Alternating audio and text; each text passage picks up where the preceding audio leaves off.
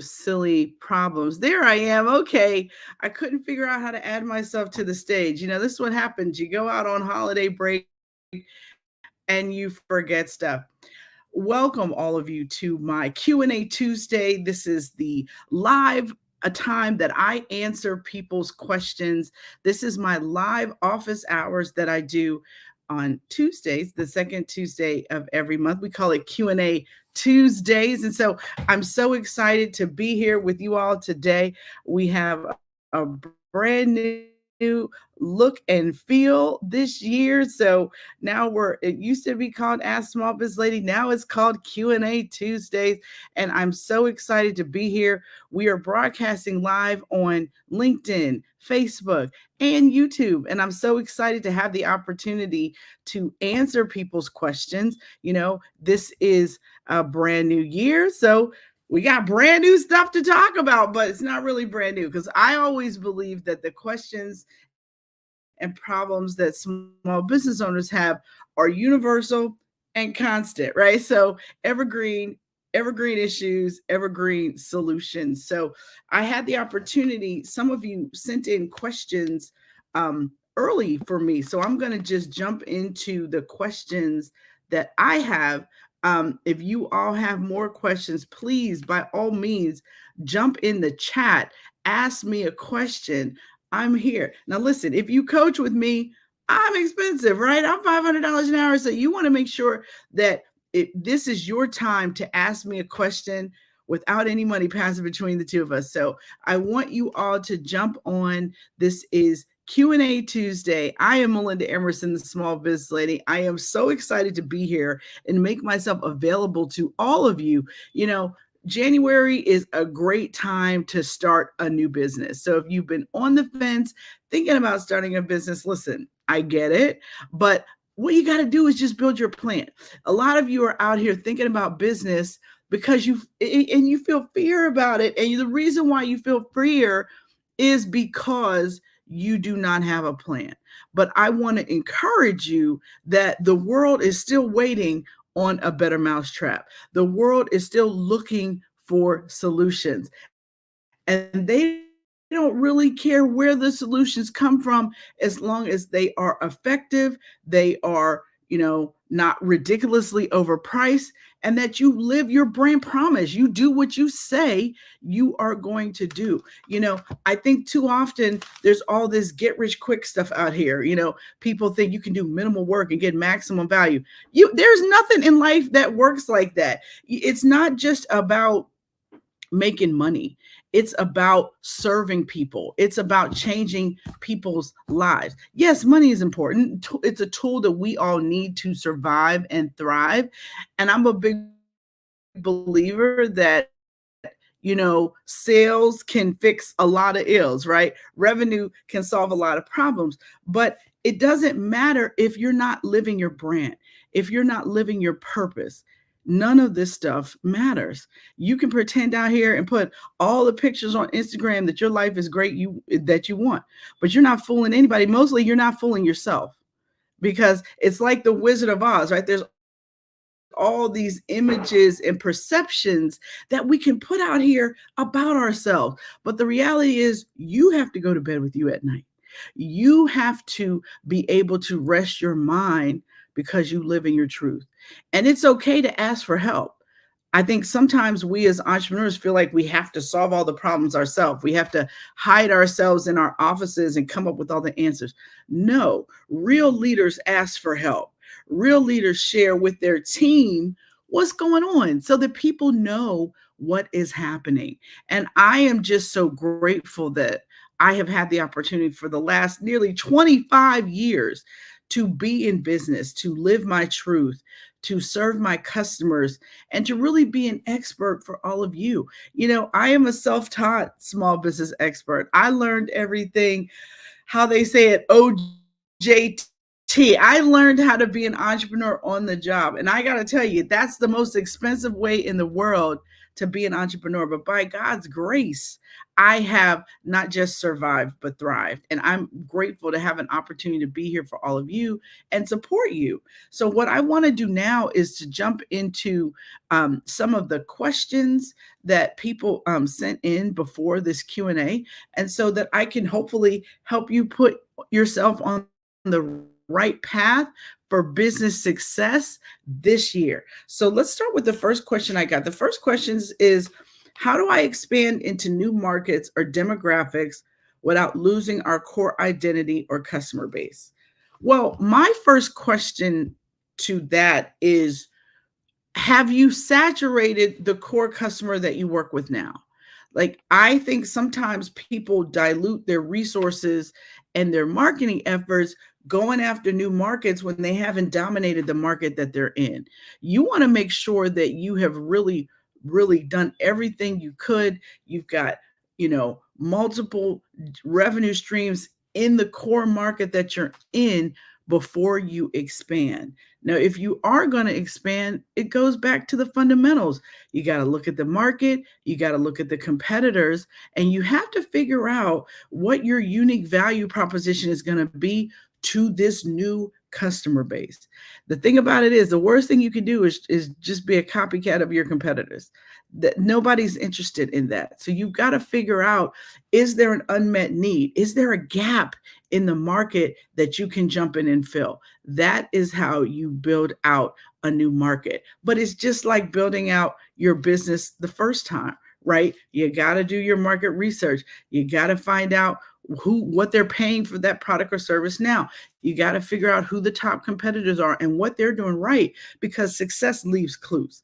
So you definitely want to take the time to look at what's going on, move slow, not quick, right? And so if you do that, you're going to be able to be really successful in the marketplace with your new market that you're trying to open up. Now, let's see, what's the next question? Oh, here's one on creativity. How do I get in a groove to create when I'm busy? This is really a common question that I'm asked, and I find it really interesting. I think you have to schedule time to create, right? It doesn't stifle creativity to set aside time to create, but if you're producing content and content marketing is a major part of your strategy, the best thing you can do is set aside time for it. 1 day a week, 2 half days a week, but schedule the time. And when you schedule the time, leave your phone in another room. Turn off all of your updates so things aren't buzzing and stuff to grab your attention on your phone or on your computer. When I'm working on content, my phone is in another part of my office because I do not want to be disturbed. I want to be able to focus. It is actually okay to call people back. It's okay for you allow that phone to go to voicemail. You have to focus on content. One of the things that I like to do is just make a list of things that I hear throughout the week before my content day happens to be Friday. But what I do is sometimes I can just listen to another expert talk, and one sentence they said inspires me to write an article or inspires me to develop a podcast. So I always keep a yellow notepad beside me when I'm having a conversation, when I'm listening to someone else's content, when I am reading something, or even when I'm listening to NPR on my Alexa, right? There's something people say sometimes that can spark an idea. So it starts with your habit of writing down your ideas. The other thing I want to tell you too is before I record a podcast, I script it. I don't wing it. I script out the interview questions. I script out what I'm going to say if it's a solo podcast. Now, I don't write it word for word, but I give myself a scaffold of information so that I'm not all over the place. I actually think about it in advance. And that's really helpful when you're trying to make content that is clear and succinct and really is going to be able to serve the target customer that you want to work with. One of the other things that I do with content is I batch content. So if I'm writing newsletters or something, I might write 4 newsletters. If I'm recording short form videos, if I've got hair and makeup on, listen, I'm recording 10, 12, 13 boss tips. I'm not doing one, right? So you want to think about, if you're going to develop content, how much content can you develop that's going to remove you from having to do it week to week. That's terrible. You don't want to do that. All of my content is at least a month in advance. Our podcast is recorded a month in advance. My newsletters, my blog, all of that stuff is at least a month in advance. Why? Because I'm busy. I'm traveling around. I do stuff. I'm coaching people. I attend conferences. I'm a keynote speaker, and my business, my brand has to keep going while I'm out doing those things. Last year, I actually had surgery and I was out of the office for an entire month. I bet none of you knew. Well, that's because we did a whole bunch of work in advance beforehand so that I could still be out here educating and supporting people, but that I could have the time off that I needed to recover from my surgery. So these are things that you have to do, but you have to plan for that. You can't just wing it.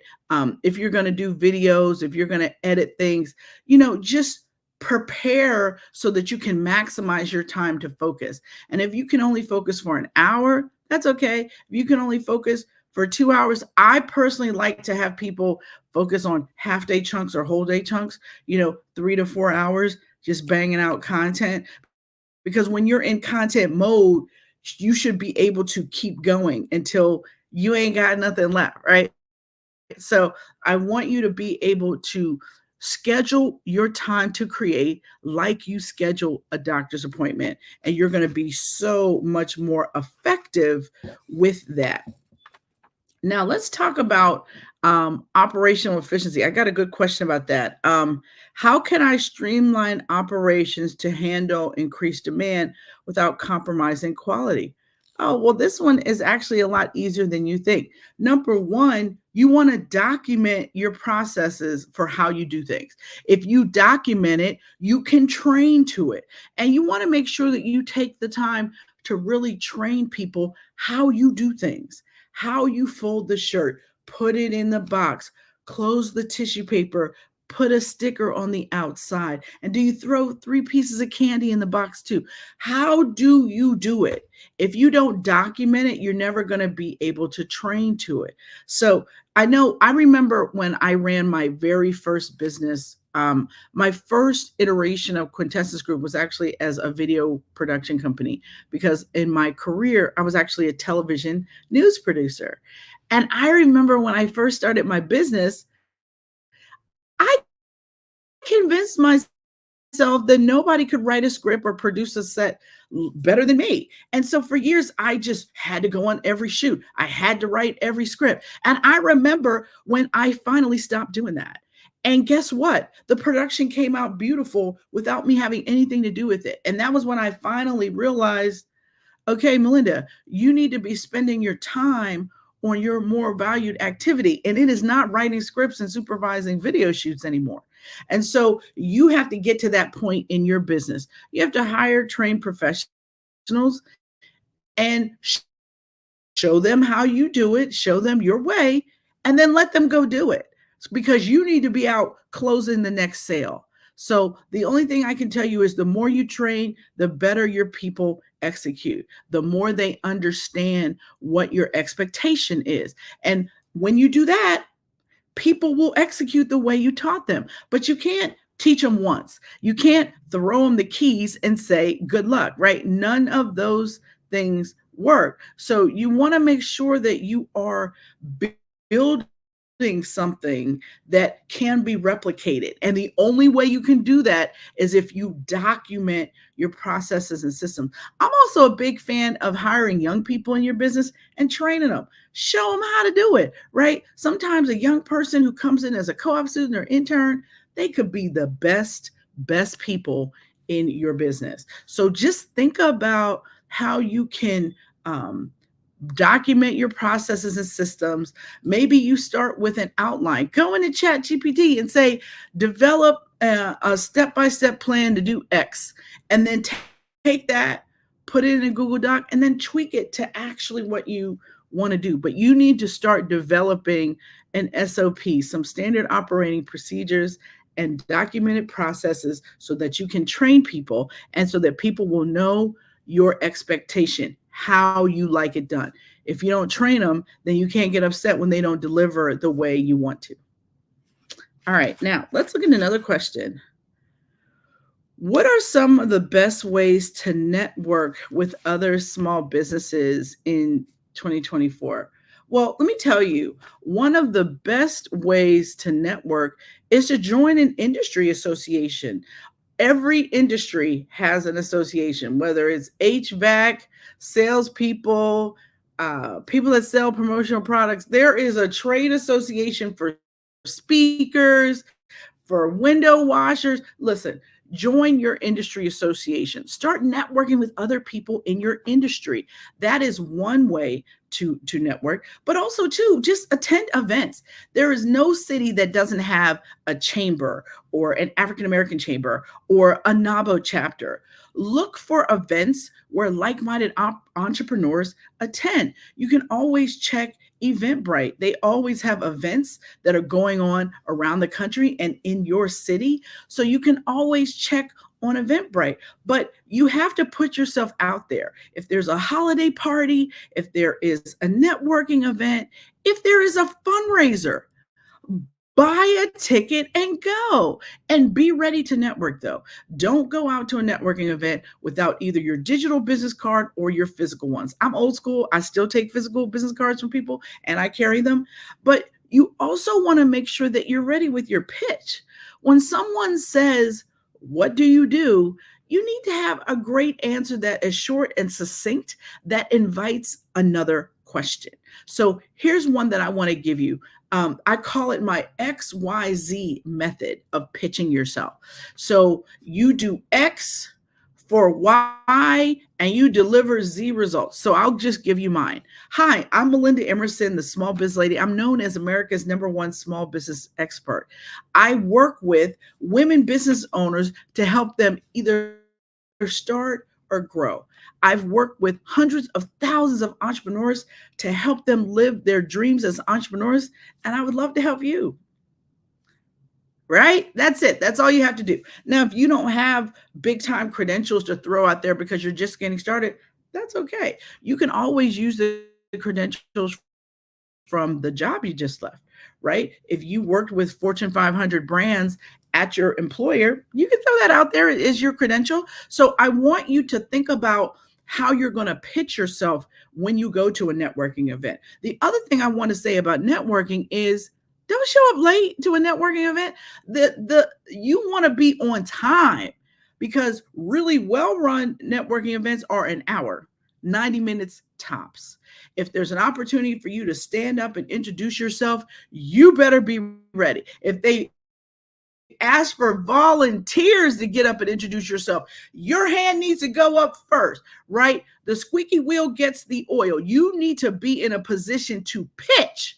You need to talk about what your specialty is, who you do it for. Throw some of your customers out there. My company, Quintessence Group, we work with Fortune 500 companies that target the small business market. Some of our clients include Verizon, American Express, Enterprise Rent-A-Car, FedEx, right? So sometimes your customers can be like, "Oh, she works with Verizon. Hold on, I need to find out what's she doing?" Because Fortune 500 companies don't fool with people that don't know what they're doing, right? So again, think about what it is you could throw out there that would draw somebody to you. Oftentimes, when I go to networking events, let's say there's 30 people and they give people an opportunity to get up and introduce themselves. 3 people do it well, and everybody else, I couldn't tell you what they do if my life depended on it. You don't want to be that person, right? So you want to take the time to build a pitch that is memorable and helpful to people. It's one thing to be a life coach. It's another thing to be a life coach that specializes in working with divorced women over 40. Boom, that person can get work because I know exactly who to refer to her, right? So you want to be as specific as possible about who you help and the results you develop that you deliver so that you can really draw somebody in either to be a customer or be a referral. That's what you want from anyone in a networking situation. So I hope that is good, helpful information. Now, let's see. I got another question here. Okay, what advice do you have for moms that are entrepreneurs? How do you balance family and passion? Oh, this is a great question. And I'm so glad that I was asked this because I will tell you that my son just turned 18 years old. But when I first started my business 25 years ago, he wasn't even here yet. I didn't even have my baby until I was in business for 5 years. And that's because I can only handle one baby at a time. And my business was my first baby. But when I got my business up to 5 years, then I decided to start my family with my former husband. Now, I will tell you, when I started my family, I ended up on I ended up being a high risk pregnancy. I ended up being put on bed rest for 6 months. And this was back in the Stone Age when people did not have Wi-Fi in their house. So when I got sent home on bed rest, I was just at home. I had a cell phone, right, trying to run my whole life, and it didn't run so well. And what I realized when I started my family was that I had built a business that couldn't run without me. And that is a very, very dangerous thing to do. So if you are young in business and you haven't had kids yet, or if you have kids and they're small, the first thing I want to tell you is you've got to get some help. You've got to get help at home and you got to get help in your business, even if it's just with a virtual assistant to take some of the administrivia off your table. And you need someone to help you at home. It's very difficult to have a conference call with someone with a screaming baby in the background, right? That doesn't work too well. So you want to make sure that you have your, what I call, daytime babysitter help if you've got an important meeting.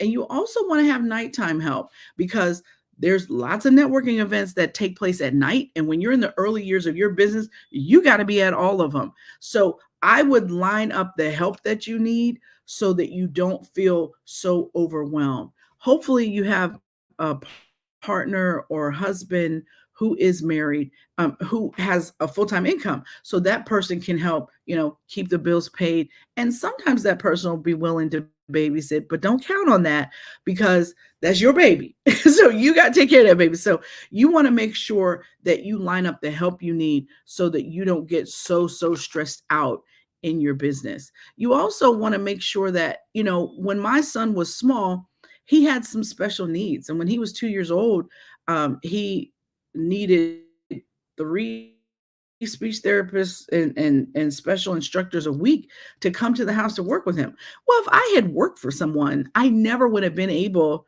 to start my day every day at 11 a.m. because the people came at 9. The first one came at 9. The second one came at 10. And so you have to make sure that your business allows you to build, your business should allow you to have a lifestyle that gives you the flexibility to do what you need to do for your kids. But it's about having a real business and making real revenue and getting the support that you need in your business and in your home. When you can afford it, get somebody else to clean your house. Do not spend your time doing that. And don't be one of these crazy people like me. I fire cleaning people because I think I clean better than them. So sometimes you got to be like, well enough is good enough. But the thing I want to tell you is that you have to do something for you. You do not live to work. Your business should allow you to live your best life. So don't set yourself up to just become this, machine that works all the time in your business. Your business should be serving you.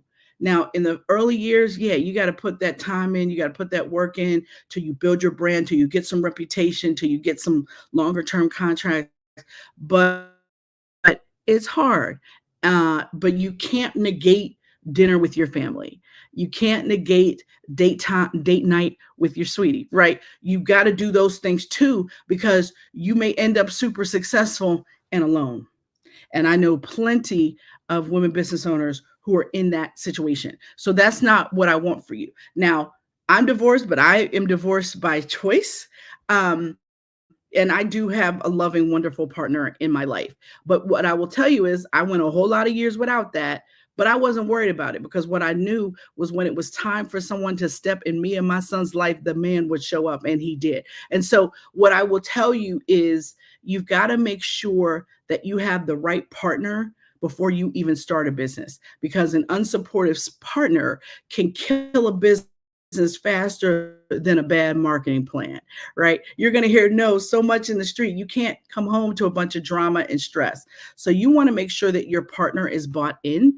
And the best way to do that is with great communication, with honesty and transparency, and making sure that you still remember that you have a partner, because this person's going to start picking up lots of slack for you. They're going to start doing drop off and pick up and all this kind of stuff. And so you want to make sure dinners and date nights are important. So you want to prioritize that so that you don't lose support from your partner. And, everybody's got to understand why mommy's working so hard. So have a meeting with your kids too, especially if they're at the age where it's like, mommy, can I have 20, 30, $50? Yeah, you need to have a conversation with how come that's going to be no more often. So the thing I can tell you is that running a business is a roller coaster. There's going to be ups, there's going to be downs. And it's a lifestyle, it's a choice. You don't have to be an entrepreneur, but if you're going to be one, you got to commit. You got to do the work. You got to manage your time well. And you have to have your yes mean yes and your no mean no.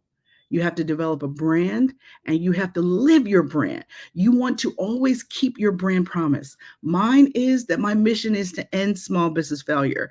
Everything I do, every article I write, every live I do, every podcast interview I do on my podcast or others is about spreading help and information that people may not know about how to run a successful small business. So these are the things that you have to stay true to in your business so that you can build an amazing business that allows you to live a wonderful life, an amazing life. You do not want to trade a soul sapping job for a business that feels like a noose around your neck because you didn't plan enough, because you didn't learn about sales, because you didn't understand email marketing, because you didn't take the time to go out and network, because you don't like putting yourself out there. Get over it, girlfriend. Put yourself out there. Go and live your brand. Your goal is to help people. You're not selling anybody anything. You're helping them. And if you have that mindset, you won't ever hesitate to pitch your business to someone that might be able to use it or refer it. So with that, I'm going to take, I think is my last question here. Oh, okay. This is one is about celebration. And it says, how do you celebrate your wins? Well, listen, guys, it depends on how big the win is. If it's a little win, I might order from my favorite takeout spot. If it's a big win, oh, mama goes and gets some jewelry, right? I think you guys know that I like jewelry, right? So I love my favorite jewelry store is Lagos in Philadelphia. And let me tell you something. When I get a big contract, oh, I go and celebrate with some jewelry, or I schedule a vacation for my family. So those are the ways that I celebrate my wins. But sometimes, I order a seafood boil from my favorite place, right? So it just all depends on what it is. But it is important to celebrate small wins as much as it's important to celebrate big wins. Because I think sometimes we poo-poo small wins. And I think we should not do that. You need to celebrate every step, every brick in your foundation. You need to celebrate it because it was hard won and hard earned. So I just want to encourage you all that living as an entrepreneur is a choice, but we live how most people won't, so we can live how most people can't. So just know that. I love you. I want to encourage you all. Happy New Year. And let's go out here in 2024 and make this money because there's more in 24.